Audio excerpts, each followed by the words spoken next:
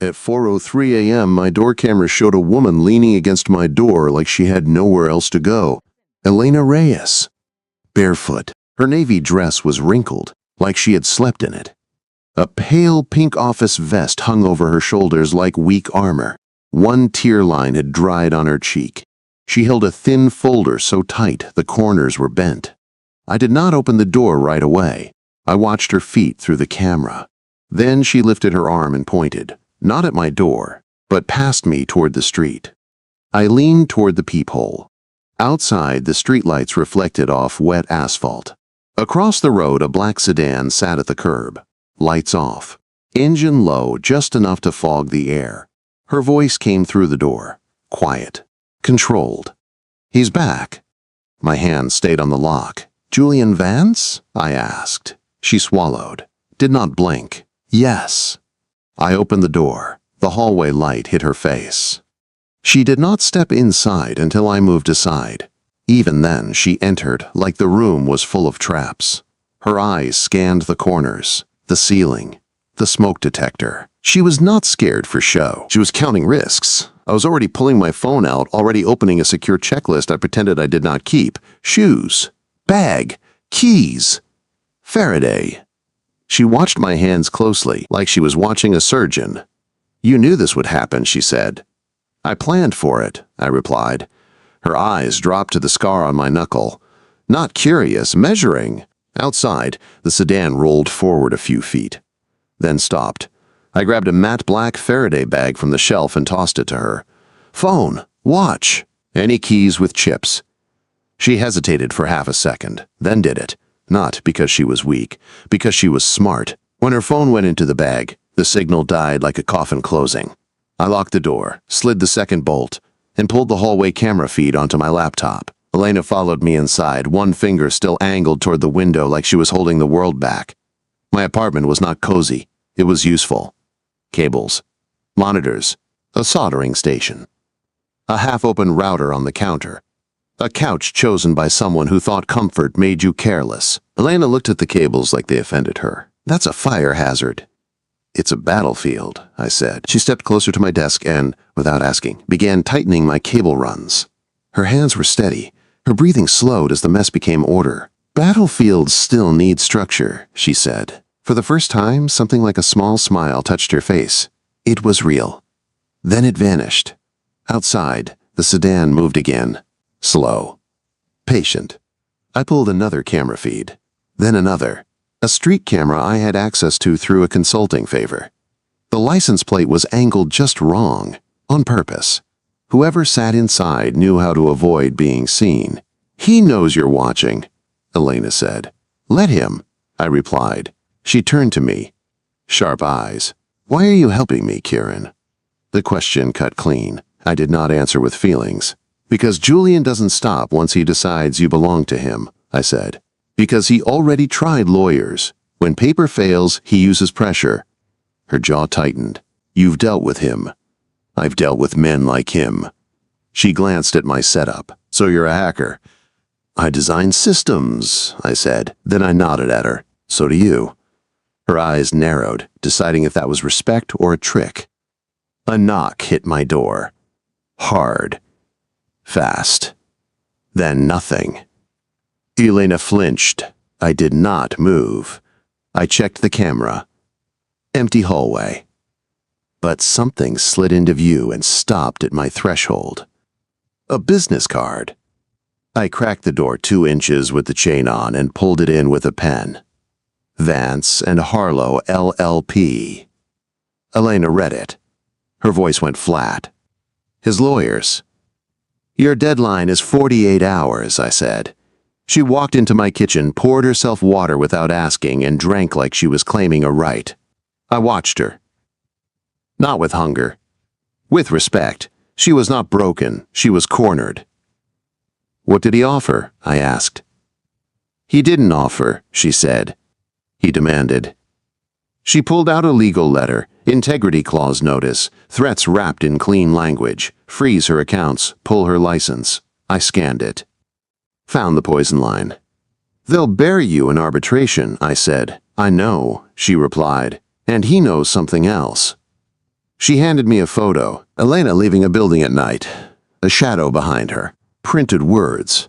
I see you. Heat rose in me. I did not break anything. I went to the sink and ran cold water over my hands until my voice worked again. We do this clean, I said. Can we just leave? She asked. I shook my head. If we run, he chases. If we call the police, he hides behind contracts. We need proof. I pulled a small mirrored compact from a drawer and placed it near the window. Reflection, we see him first. I looped the hallway camera feed so it would show an empty hall for 30 seconds if someone came close. Elena watched the screens. Fear shifted into focus. You've done this before, she said. I had to. She stepped closer to a rough map taped on my wall. Building exits, blind corners. Give me a marker, she said. I did. She added clean lines, safe paths, choke points, then circled the back stairwell. If we move, we funnel him here, she said. He can't see around this corner. It was not helplessness. It was partnership. My phone buzzed. A message from Marcus. Your building feed spiked. I sent him a photo of the business card. 3 dots appeared instantly. Vance is escalating. I'm 10 minutes out. Elena saw the name. Marcus? A friend, I said. Another message hit. Unknown number. Stop hiding her. I dropped my phone into the Faraday bag and sealed it. We control the channel. By dawn, Elena sat on my couch wearing one of my hoodies. Too big on her, I set a bowl of instant oatmeal in front of her. That's breakfast? She asked. It's survival. She ate. Her shoulders eased a little. I opened my laptop and started digging into Vance's companies. I can get internal logs, she said, through my assistant. Sarah. Is she loyal? I asked. She hates him, Elena said. That's enough. I handed her a clean burner phone. You keep those? She asked. I keep options. She dialed. Sarah, Elena said softly. I need something. Silence. Then, tell me. And as Elena spoke, steady and clear, I knew this was no longer about hiding.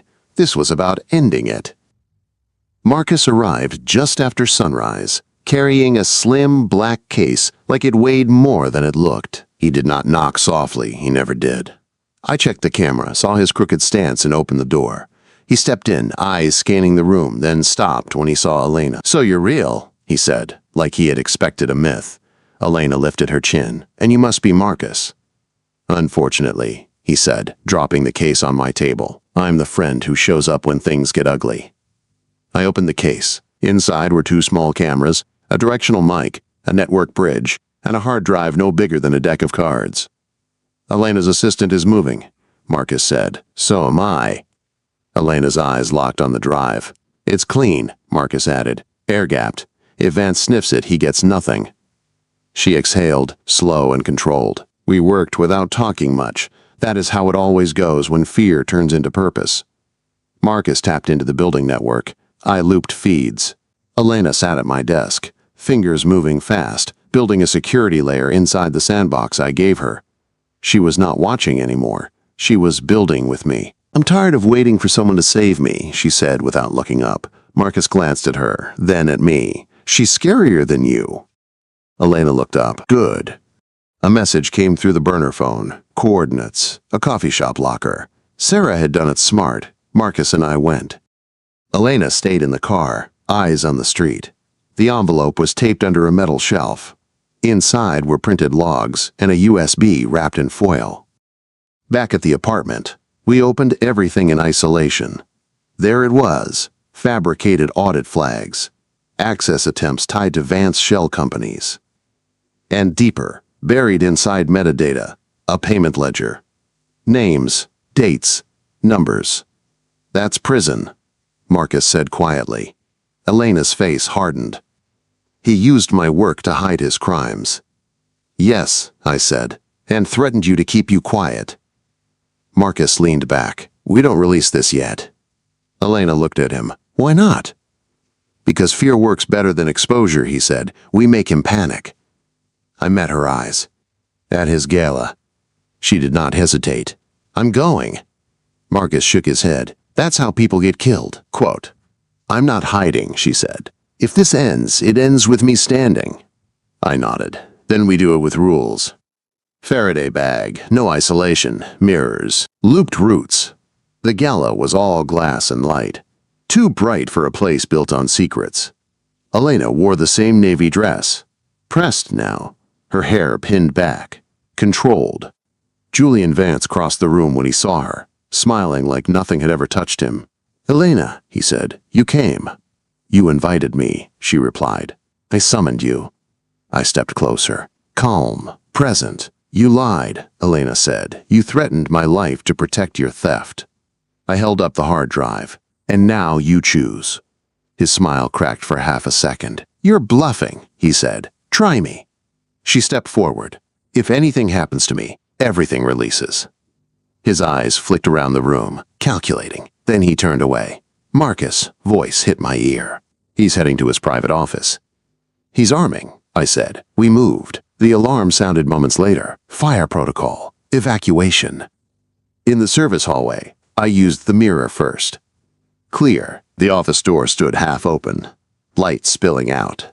Vance stood inside, gun in hand. "You were supposed to need me," he hissed. "I'm documenting," Elena said, lifting a recorder. The gun rose. I kicked a chair into his line. Light shattered. Elena moved low. The shot hit the wall where she had been. I closed the distance. Fast. Clean. The gun hit the floor. Vance broke against the wall, breath wild. "Say it," Elena said. "Say what you did." He cracked. "I altered the audit." He spat. "I paid them." Sirens filled the building. I bound his wrists and stepped back. Elena walked past him first. Not because she was protected. Because she chose to leave that way. The police lights outside washed the glass walls in red and blue, turning the gala into something unreal. Federal agents arrived first. Not the local kind Julian had paid for. The real ones. They moved with calm purpose, like men who already knew the ending. Julian Vance was taken out in handcuffs. He did not look at Elena. Not once. His power had always depended on attention, and now he was being denied it. Elena stood beside me as the agents separated us for statements. Her posture stayed straight. Her voice did not shake. She answered every question with facts, not emotion. I watched her from across the room, and something in my chest eased. Hours later, we sat in a quiet conference room. No cameras, no music, just fluorescent lights and the low hum of ventilation. Sarah sat across from Elena, hands wrapped around a paper cup. She looked tired, brave, but tired. "You did good," Elena said softly. "I was scared," Sarah replied. "I know," Elena said. "You still chose." Sarah nodded, eyes shining. She did not cry. She had crossed her own line tonight. Marcus leaned against the wall near me, arms folded. He waited until the agents stepped out before speaking. "You almost got yourself killed," he said. "Almost doesn't count," I replied. He studied me. "You live like the world is always about to break." "Because sometimes it is." He sighed. "Just don't disappear into it again." Elena walked back to me. Her fingers brushed my wrist. Light, intentional. "Come home," she said, not a request. A shared decision. 2 weeks later, the silence felt different. My apartment still looked like a command center, but it had changed. Cables were labeled. Routes were clean. Systems had order. Elena's kind of order. She stood at my desk, reviewing code like it was second nature. "You still leave this port open," she said. "Habit," I replied. She looked up. "Bad one." She was right. At night she slept on the couch at first, not because of fear, because choice mattered. We moved at a pace that respected what we had survived. One evening she asked, "Do you ever stop scanning rooms?" I thought about it. Not really. She stepped closer, placed her hand gently at my jaw, just enough pressure to ask permission. I leaned in, slow. She did not stop me. The kiss was not desperate. It was careful. Chosen. When we pulled apart, she rested her forehead against my shoulder. "I'm still here," she said. "So am I." Outside, the street stayed quiet. And for the first time, quiet felt safe. Julian Vance's world did not collapse in one loud moment. It unraveled slowly, the way it should. Federal investigations moved like deep water, quiet on the surface, impossible to stop underneath. Elena followed every step, not because she was obsessed, but because this time the truth belonged to her. Her name was cleared publicly. The integrity clause was overturned. Her license was restored. The letter came in the mail on a plain white page. No drama, no apology. She held it in her hands for a long time. "It's over," she said. I watched her read it again, like she needed to see the words stay real. When she finally looked up, her eyes were wet, but her back was straight. We did not celebrate loudly. We cooked dinner. Normal food. She laughed when I burned the first attempt and told me I overthought pasta like it was a security risk. It was the first time I laughed without checking the windows. Weeks passed. The apartment became shared space without a conversation about it. Her shoes by the door, her mug next to mine. Small signs that did not ask permission. They simply stayed. One night she found the old checklist on my phone. "You still carry this?" she asked. "Yes," I said. She scrolled through it, then added a line at the bottom. "Trust." She handed the phone back. "That one matters too." I did not argue. Marcus came by less often. When he did, he teased less, watched more. He saw the change before I admitted it. "You're not locked anymore," he said once. "I still close the door," I replied. "Yeah," he said, "but you open it now." The night air grew warmer. Windows stayed open. No sedans parked across the street. No footsteps in the hall. One evening, Elena stood by the window, watching the city lights. "Do you ever regret stepping in?" she asked. I walked up behind her, close but not touching. "No." She turned, rested her hands on my chest. "Even knowing the risk?" "Especially knowing it." She leaned in first this time, no hesitation, no fear, just choice. Afterward, she stayed there, forehead against my neck, breathing steady. "I don't need saving," she said quietly. "I know," I replied. "That's why I stayed." Outside, the night was ordinary. Cars passed, lights changed, life went on. And for the first time in a long time, ordinary felt like the safest place in the world.